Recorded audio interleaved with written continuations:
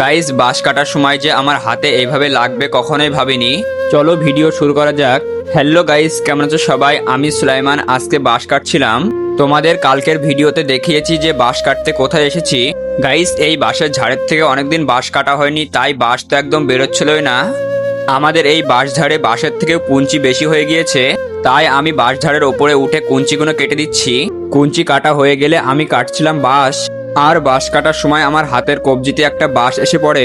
কিছুদিন আগে অ্যাক্সিডেন্ট করে এই হাতের কেড়ি আঙুলে লেগেছিল, আবার আজকে বাঁশ কাটতে গিয়েও এই হাতেই লাগলে আমার। তারপর এইদিকে মনিরুল আর আমার ভাই মিলে বাঁশ লোড করছিল।